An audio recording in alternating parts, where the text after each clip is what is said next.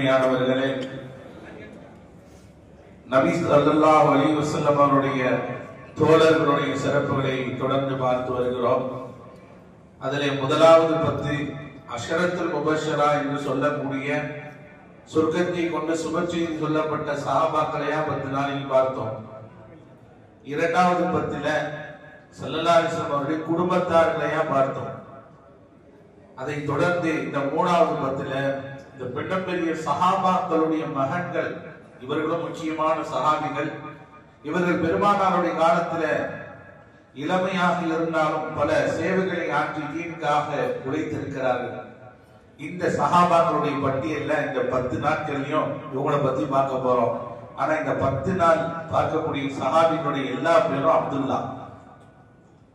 அந்த அப்துல்லா இப்னு அப்பாஸ், அப்துல்லா இப்னு உமர், அப்துல்லா இப்னு சுபைர், அப்துல்லா இப்னு சலாம், அப்துல்லா இப்படின்னு அப்துல்லாவா வரும்.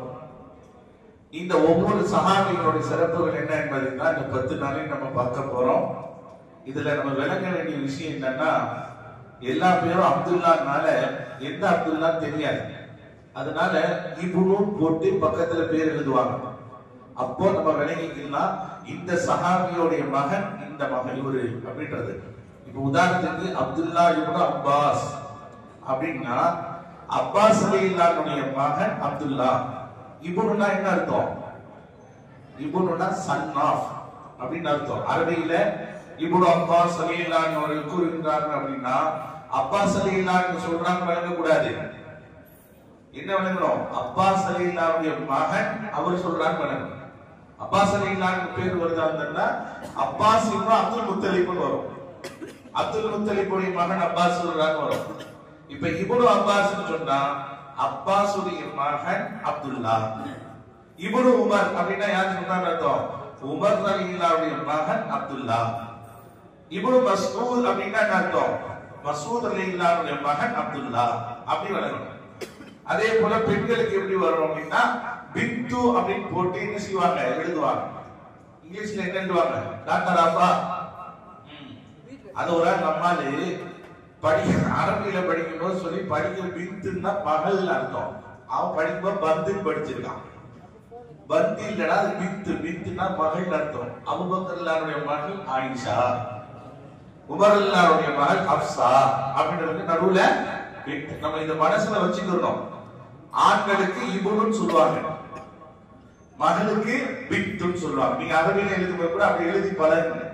உங்க மகனுக்கு அப்படி எழுதி பழக்கணும். அப்படின்னாதான் நம்முடைய வாரிசுகள் என்னன்றது பின்னாடி தெரியும்.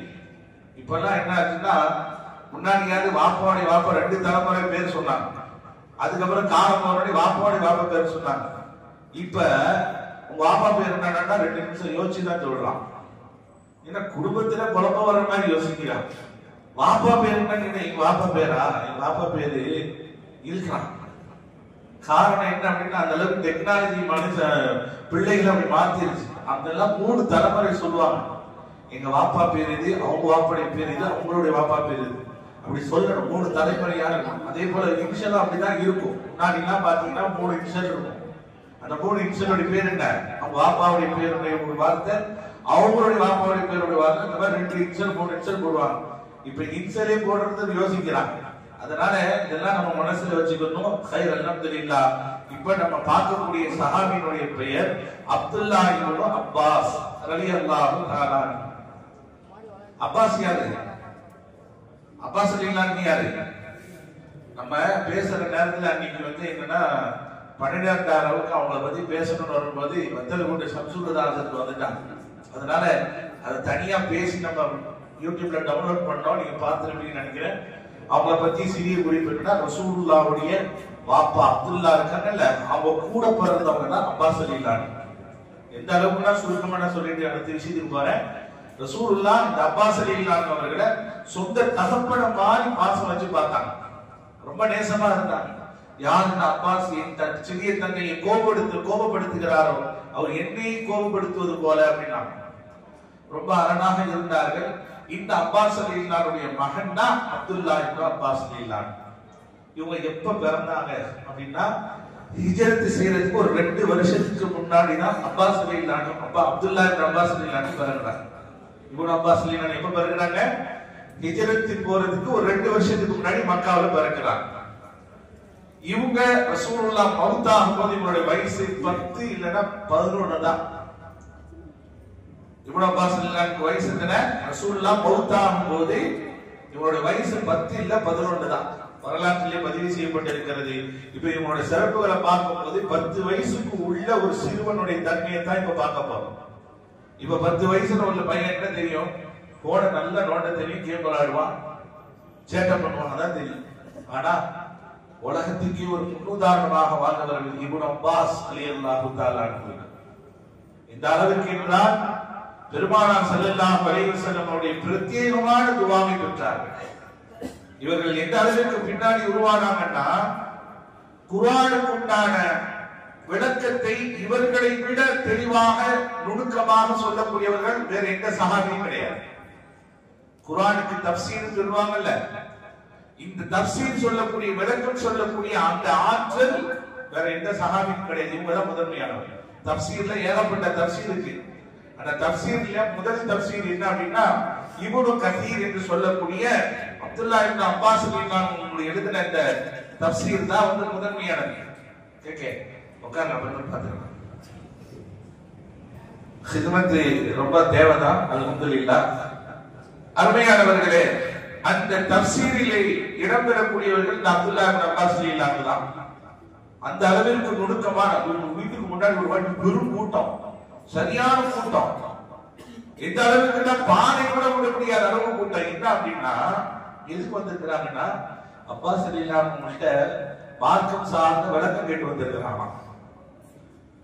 ஒரு கூட்டம் குர்ஆனில் இருந்து இந்த ஆயத்திற்கு விளக்கம் கேட்டு வந்திருக்கிறோம்ன்றாங்க.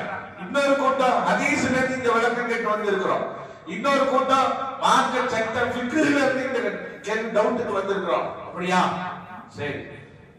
இப்னு அப்பாஸ் ரலியல்லாஹு வீட்டுக்குள்ள இருந்து சொன்னாங்க, இந்த குர்ஆனுக்கு விளக்கம் கேட்டு வந்த கூட்டம் தான் உள்ள வாங்கணும். பார்த்து பார்த்தா பிரிச்சாங்க. வா, எல்லாரும் உள்ள வந்த பிறகு ஒவ்வொருத்தரும் கேள்வி கேட்டாராம். கேட்ட கேள்வி மாத்திரமல்ல, அவங்க கேட்காத கேள்விக்கு விளக்கம் சொல்லி அனுப்புறாங்க. அடுத்த ஹதீஸ்க்கு யாருப்பா கேள்வி கேட்டு வந்துருவாங்க, உனக்கு என்னப்பா டவுட், எல்லாத்துக்கும் டவுட்டை கிளியர் பண்ணி கூட்டம் கூட்டமாக இவர்களுடைய வீட்டுக்கு முன்னாடி மசாயிலுடைய சட்டமும் குர்ஆனுடைய ஹதீஸுடைய விளக்கம் கேட்டு நின்றார்கள். அல்லாஹ் அக்பர். யோசிச்சு பாருங்க, எவ்வளவு ஞானம் இருந்தா அவங்களுக்கு அப்படி இருந்திருப்பாங்க. அது மட்டுமல்ல, உமர் ரலியல்லாஹு ஆட்சி காலத்துல உமர் ரலியல்லாஹு தேவையான சில குர்ஆனுடைய ஆயத்துடைய விளக்கம் எது தேவைப்பட்டா அப்துல்லாஹ் இப்னு அப்பாஸ் ரலியல்லாஹு அவங்களை கூப்பிடுவாங்களாம். இதுக்கு என்ன விளக்கம், இது என்ன அர்த்தம், இதுக்கு ரசூலுல்லாஹ் என்ன விளக்கம் சொன்னாங்க என்ற விஷயத்தை சையதுனா உமர் ரலியல்லாஹு அப்பாஸ் ரலியல்லாஹு கேட்பாங்க. சபையில் அவர்களுக்கு என்று ஒரு தனி மரியாதை இருந்தது, முக்கியத்துவம் கொடுக்கப்பட்டிருந்தது. இப்படிப்பட்ட அப்துல்லாஹ் இப்னு அப்பாஸ் ரலியல்லாஹு யாரு அப்படின்னா, இவங்க ஒரு பக்கம் சிறிய தந்தையுடைய மகனாக இருந்தாலும் தம்பின்ற முறை வருது. இன்னொரு பக்கம் என்ன அப்படின்னா, ரசூலுல்லாஹ்வுடைய மனைவிமார்கள்ல மைமூனா ரலியல்லாஹு தஆலா அன்ஹா என்று ஒரு பெண் இருந்தாங்க. ரசூலுல்லாஹ்வுடைய மனைவிமார்கள்ல அவங்க ஒரு மைமூனா அம்மையார். இந்த மைமூனா அம்மையாருடைய கூட பிறந்த அக்காவுடைய பையன் தான் அப்துல்லாஹ் இப்னு அப்பாஸ் ரலியல்லாஹு. அப்போ இன்னொரு முறை என்ன வருது, ரசூலுல்லாஹ்வுக்கு சகல முறை வருது. ஒரு பக்கம் சின்னத்தா மகன் தம்பி முறை, இன்னொன்னு மனைவியோடைய அக்கா மகன். இந்த அக்கா மகனால ஒரு பெரிய பாக்கியம் என்ன வந்துச்சுன்னா, ஸல்லல்லாஹு அலைஹி வஸல்லம் அவர்கள் ஒவ்வொரு மனைவி வீட்லயும் தங்கிட்டு வருவாங்களா இல்லையா? அப்படி வரும்போது மைமூனா ரலியல்லாஹு வீட்டுல தங்க வேண்டிய அந்த டைம் வரும்போது இந்த அப்துல்லாஹ் இப்னு அப்பாஸ் ரலியல்லாஹு என்ன செய்வாங்க, சாச்சி வீட்டுக்கு வரேன்னு சொல்லிட்டு வந்துருவாங்க. ரசூலுல்லாஹ் மைமூனா அம்மையாருடைய வீட்டுடைய நாள் வரும்போது யார் வந்துருவாங்க? அப்துல்லாஹ் இப்னு அப்பாஸ் ரலியல்லாஹு இப்னு அப்பாஸ் ரலியல்லாஹு சொல்லுவாங்க, சாச்சி வீட்டுக்கு வரேன்னு சொல்லுவாங்க. ஏன்னா அவங்களுக்கு நல்லா தெரியும் ரசூலுல்லாஹ் இன்னைக்கு நம்ம சாச்சி வீட்டுல தான் இருப்பாங்க. எதுக்காக இருக்கிறாங்கன்னா, அவர்கள் கல்வியின் மீது உள்ள ஆர்வமும் தேட்டமும், பெருமானாரின் மீது முஹப்பத்தின் ஒரு பக்கம். ரசூலுல்லாஹ் அண்ணன் பெற வந்தாலும் பெருமானாருடைய பிரத்யேக துஆவை பெற வேண்டும் என்ற ஒரு நல்ல ஒரு யுத்தம் அவங்களுடைய சிந்தனையில் இருந்துச்சு. நம்ம கேள்விப்பட்டிருப்போமா இல்லையா? சிறுநீர் கழிக்க போகும்போது ஸல்லல்லாஹு அலைஹி வஸல்லம் அவர்கள் தேவையை பூர்த்தி செஞ்சுட்டு வரும்போது தண்ணி எடுத்து கொடுத்தாங்க, சிதுமத்து செஞ்சாங்களாம். ரசூலுல்லாஹ் கேட்டாங்க, யார் இதை செஞ்சதுன்னு. இதோ இப்னு அப்பாஸ் தான் அப்படின்னா ஸல்லல்லாஹு அலைஹி வஸல்லம் சந்தோஷப்பட்டு துஆ செஞ்சாங்களா, யா அல்லாஹ் இப்னு அப்பாஸுக்கு நீ கல்வி ஞானத்தை கொடுப்பாயாக, குர்ஆனுடைய ஹிக்மத்தை கொடுப்பாயாக என்று துஆ செஞ்சாங்க. அப்படி செய்யப்பட்டதான். ஆனா அந்த ஹித்மத் எப்ப செஞ்சிருக்கிறாங்கன்னா, இந்த மைமூனா அம்மையாருடைய வீட்டுல வருவாங்கல்ல, வந்து தங்கும் போது தஹஜ்ஜுடைய நேரத்துல வேலை பார்த்திருக்கிறாங்க. தஹஜ்ஜுடைய நேரத்துல நம்ம வீட்டுல இருக்கக்கூடிய 10 வயசு பையன் எப்படி இருப்பான், தண்ணியை ஊத்தி எழுப்பினா கூட எந்திக்க மாட்டான். ஏன்னா பிள்ளைங்களுடைய பாணி அப்படிதான். ஆனா 10 வயதிற்கு உட்பட்ட இப்னு அப்பாஸ் ரலியல்லாஹு அன்ஹு கண்ணு பெருத்தமா சாச்சி வீட்டுல வந்து விளையாட வரல. ஸல்லல்லாஹு அலைஹி வஸல்லம் அவர்கள் இன்னைக்கு தங்கினாங்க அப்படின்னா அவர்களோடு இருந்து கல்வியை பெறணும், அவங்களோட இருந்து தொழுகணும், அவங்களுக்கு ஹிதமத் செய்யணும்ன்ற கண்ணோட்டத்திலேயே இருந்தாங்களாம். ஸல்லல்லாஹு அலைஹி வஸல்லம் அவர்கள் தன்னுடைய தேவையை பூர்த்தி செஞ்சுட்டு வரதுக்கு முன்னாடி இவங்க தண்ணியை ரெடி பண்ணி வச்சிருக்கிறாங்கன்னா, இவங்க உதவி செய்யறதுக்கு உண்டான தயாரிப்பு செஞ்சு வச்சிருக்கிறாங்கன்னா இப்ப எவ்வளவு விவரமா இருந்திருப்பாங்க பாருங்க. இப்பதான் ரசூலுல்லாஹ் உலகமகிழ்ந்து துஆ செஞ்சாங்க. இந்த வார்த்தையா அல்லாஹ் இப்னு அப்பாஸ்க்கு நீ கல்வி ஞானத்தை கொடு, குர்ஆனுடைய ஹிக்மத்தை கொடு அப்படின்னா அந்த துஆவும் அதோடு சேர்ந்து ஸல்லல்லாஹு அலைஹி வஸல்லம் அவர்கள் என்ன செஞ்சாங்களா, தஹஜ்ஜுக்கு நின்று தொழுதாங்க.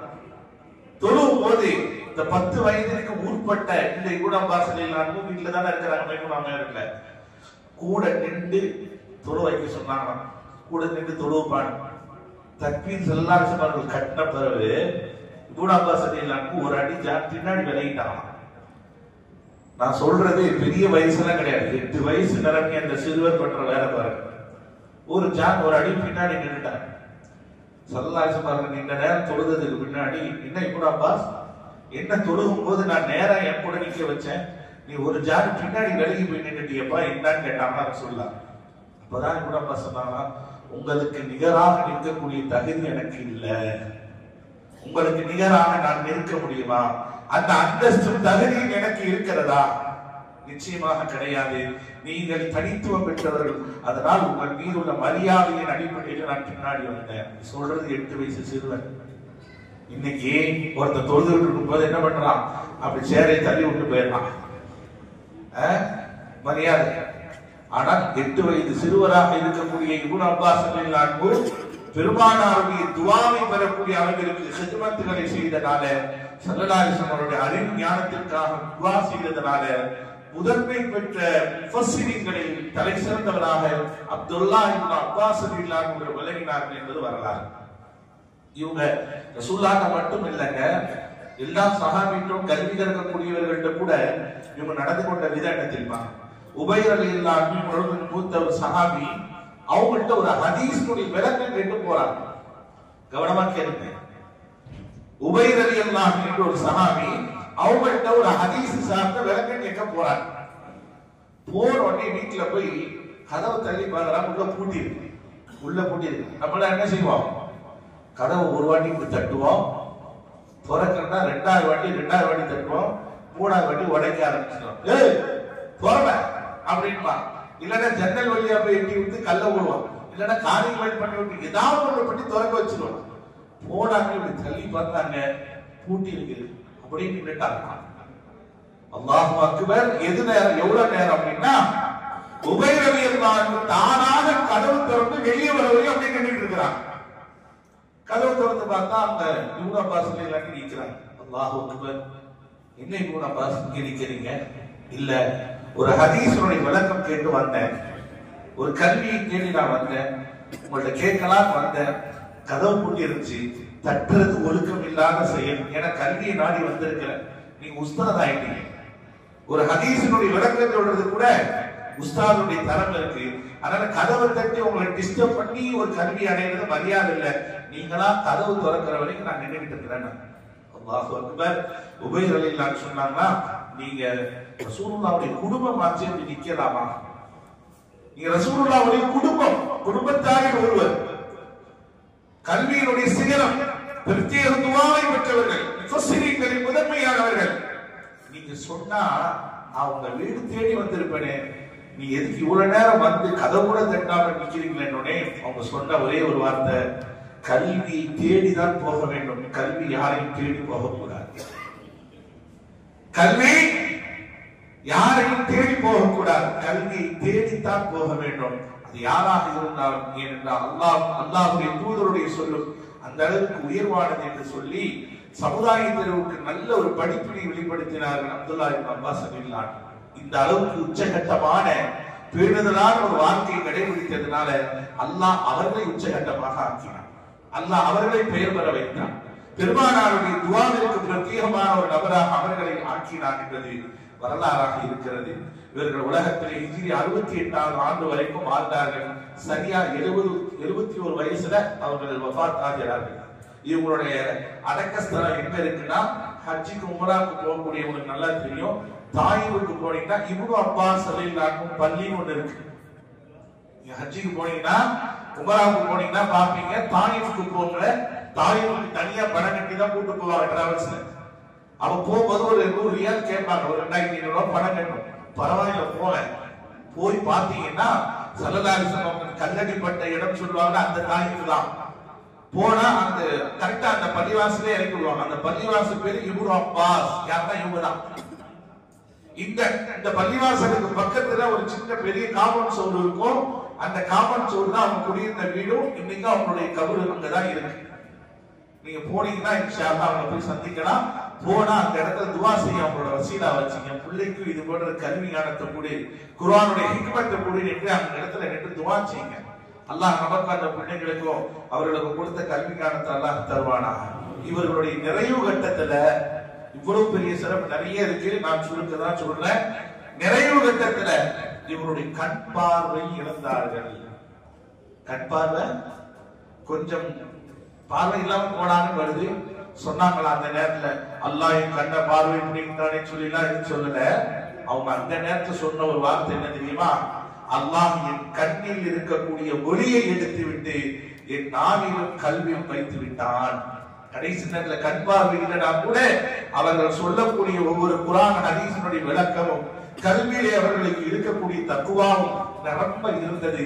அதுதான் இந்த வார்த்தை சொன்னாங்க, அல்லாஹ் என் கண்ணில் இருக்கக்கூடிய ஒளியை எடுத்து நாவிலும் கல்வியிலும் வைத்து விட்டான் என்று அவர்கள் சொன்ன வார்த்தை வரலாற்றிலே பதிவாக இருக்கிறது. இப்படிப்பட்ட உன்னதமான ஒரு சஹாபியாக விளங்கியவர்கள் தான் அப்துல்லா இப்னு அப்பாஸ் ரலியல்லாஹு அன்ஹு. நம்ம பிள்ளைகளுக்கு என்ன செய்யறோம்? இவங்களுடைய வரலாறுகள் வந்து பெற வேண்டிய பாடம் என்ன? பெரியவங்களுக்கு சிறுமத்தை செய்யக்கூடிய விஷயத்துல பிள்ளைகள் பழக்கணும். ஒரு பெரியவங்க வர்றாங்க, செருப்பு தடுமாறிட்டு இருக்காரு அப்படின்னா நம்ம எடுத்து போடவும் செய்யலாம். நம்ம பிள்ளைங்க இருக்கிறாங்க அப்படின்னா செருப்பு எடுத்து போடுன்னு சொல்லணும். ஒரு பெரியவர் வாராரு, சேர் இல்லாம தடுமாறுறாரு, சேர் எடுத்து போடுறது. ஒருத்தர் தண்ணி தாகத்துல தவிச்சிட்டு இருக்கிறாரு, அவருக்கு தண்ணி எடுத்து கொடுக்கிறது. என்ன உதவியோ அப்படி செய்யும் போது நமக்கு என்ன தெரியுமா பெரிய பாக்கியம் கிடைக்கும்? அவங்க மனசு குளிர்ந்து சந்தோஷப்படுறாங்க பாருங்க, அதான் துவா, அதான் பெரிய துவா. நான் காபாத்துல்லாவை தவாப் சொல்லிட்டு இருக்கும்போது என் வாழ்க்கையில நடந்த ஒரு நிகழ்வு. ஒரு அம்மா, வயதான அம்மா, இப்படி தத்து பிடிச்சு இப்படி உள்ள போய் காபத்துல்லா கிட்ட போயிருச்சு. அந்த மாதிரி இவ்வளவுதான் இருக்கு. ஆனா காபத்துல்லாவை வாசலை தொடங்கும்னு சொல்லிட்டு இப்படியோ அந்த மாதிரி ஒரு ட்ரைனிங் பண்ணிட்டு இருக்கு. அந்த நேரத்துல வயது முதிர் அந்த மாதிரி எப்படி குறைஞ்சது பார்த்தா என்னுடைய கணிப்பு 90 வயசு இருக்கும். 90 வயது பெண்மணி காபத்துல்லாக்குள்ள போய் அந்த காபாவுடைய வாசலை தொடரணும் அப்படின்னு அந்த அம்மாவுடைய காலை பிடிச்சி தாயா நினைச்சு இப்படி தூக்கி அந்த அம்மாவை தொட வச்ச உடனே இறங்கி முடிஞ்சு இப்படி ஒரு பார்வை பார்த்துச்சு பாருங்க.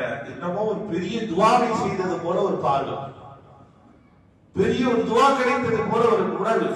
அந்த தாய் என்ன நினைச்சிருப்பா, இப்படியாவது தொடரும் இருக்கும்போது அல்லாஹ் என்ன எதுக்கு அதுக்கு தான் அனுப்பி வச்சாங்க மாதிரி தாயா போல காலை பிடிச்சி தூக்கி வச்சோடனே நீங்க போய் இத மாதிரி நினைச்சுக்கிட்டு வேற ஏதாவது இளைஞர்களை சொல்றேன் 25 வயசுல பாவம் லேடி ரொம்ப சிரமப்பட்டு இருக்காங்கட்டு அதுக்கு பயான் பண்ணாருட்டு தாயா என்ன செய்யுங்க உதவி.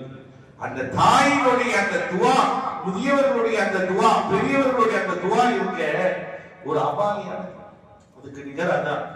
அப்ப இந்த மாதிரி ஒரு துவாவை பெறக்கூடிய ஒரு மக்களாக நம் பிள்ளைகளை உருவாக்க வேண்டும். ஹிதுமத் என்பது கௌரவ குறைச்சல் அல்ல, நம் வாழ்க்கையை முன்னேற்றத்திற்கு கிடைக்கக்கூடிய ஒரு பெரிய துவா என்பதை நாம் மறந்துவிடக் கூடாது. அதற்கு உதாரணம் அப்துல்லா இப்னு அப்பாஸ் ரலியல்லாஹு அன்ஹு விளக்குகிறார்கள். அல்லாஹ் அந்த தன்மை நம் பிள்ளைகள் அனைவர்களுக்கும் தந்தல் புரிவானாக. சுப்ஹானக்கல்லாஹும்ம வ பிஹம்திக வ நஷ்ஹது அன் லா இலாஹா இல்லா அன்த வ நஸ்தக்ஃபிருக வ நத்தூபு இலைக்.